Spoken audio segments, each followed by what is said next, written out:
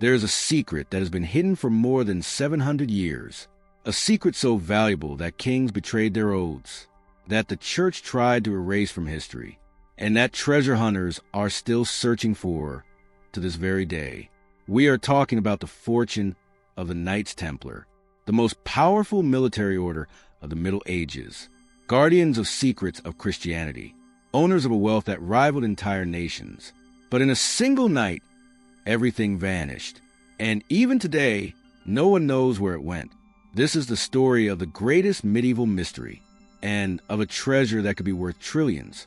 In the year 1119, 9 knights took a solemn oath in Jerusalem to protect Christian pilgrims, to guard the holy places, and to defend the faith with their own lives. They called themselves the poor fellow soldiers of Christ. But poor, they did not remain for long. Within just a few decades, something extraordinary happened. Those 9 men became the richest and most powerful organization in Europe, richer than kings, more influential than the nobility, answering only to the Pope. How is this possible? The official explanation speaks of donations, lands, castles, and gold offered by devoted European nobles.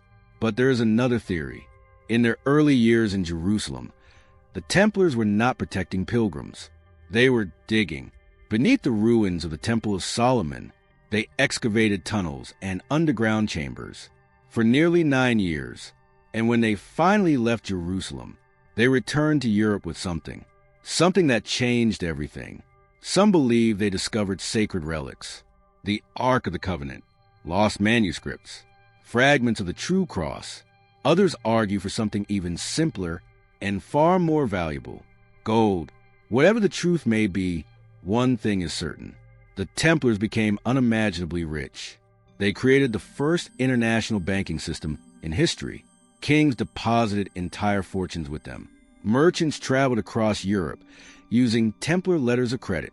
Entire armies depended on their loans. The order owned thousands of properties, castles, fortified strongholds, ports, and farms.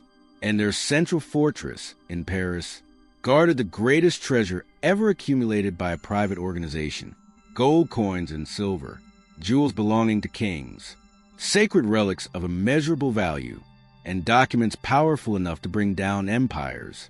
But such power awakened envy and greed. At the beginning of the 14th century, one man watched that wealth with the eyes of a predator. Philip the Fair, King of France. He was bankrupt. Years of war had drained the royal treasury. He owed massive debts to the Templars, and he had no way to repay them. So Philip made a decision. If he could not repay the debt, he would destroy the creditor and take everything. But he needed an excuse. The Templars were heroes of the Crusades, protected by the Pope, respected throughout Christendom. So Philip used his favorite weapon: accusation, heresy, secret rituals, devil worship. It did not matter whether it was true. What mattered was that people believed it. And Philip was a master of manipulation. On the morning of Friday, October 13th, 1307, something unprecedented happened. At the same moment, across all of France, royal soldiers stormed every Templar property. Castles were surrounded. Temples were seized. Knights were arrested in their sleep. The operation was carried out with military precision. But when the soldiers reached the main fortress in Paris, expecting to find mountains of gold, they found almost nothing. A few scattered coins, ordinary documents, objects of little value. The treasure was gone, completely, as if it had never existed. Under torture, many Templars confessed to absurd crimes. Others chose silence, even unto death. Not one of them revealed where the treasure was hidden. In 1314, the last Grand Master of the Order, Jacques de Molay, was burned alive in Paris. Before the flames consumed him, he proclaimed his innocence, and he cursed the king and the pope. God knows who is wrong, and disaster will fall upon those who condemned us unjustly. 1 month later, Pope Clement V was dead. 8 months later, King Philip was dead, both under mysterious circumstances. The curse of the Templars became legend, but the treasure remained lost. So where did it go? One theory leads to Portugal. Historical documents suggest that on the night before the arrests, A Templar fleet departed from the port of La Rochelle. 18 ships, fully loaded, destination unknown. Portugal was the only European kingdom that did not persecute the Templars. Instead, it protected them. And curiously, decades later, Portugal launched the Age of Discovery with funding of mysterious origin. Coincidence? Another theory points to Scotland. The Scottish king, Robert the Bruce, was at war with England and excommunicated by the church. He did not obey papal orders. Templars may have found refuge there. To this day, Templar symbols are carved into Rosslyn Chapel near Edinburgh. Ground-penetrating radar has detected sealed underground chambers beneath it, but excavations are forbidden. What is being protected? And the boldest theory of all suggests something almost unbelievable, that the Templars reached the Americas nearly 200 years before Christopher Columbus.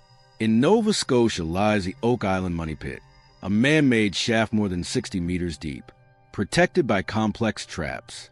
6 people have already died trying to uncover what lies at the bottom, and to this day, no one has succeeded. Historians estimate that the Templar fortune, in today's value, could exceed $1 trillion. Gold, silver, jewels, relics, and perhaps secrets. Secrets about the origins of Christianity, about what was truly buried beneath the Temple of Solomon, about lost knowledge from ancient civilizations.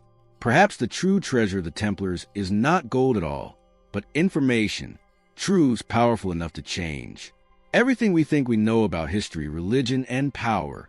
And for that very reason, perhaps they were never meant to be found.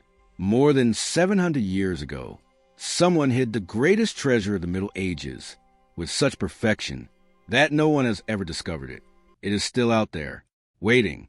And perhaps, just perhaps, you could be the next person to come closer to the secret of the Knights Templar.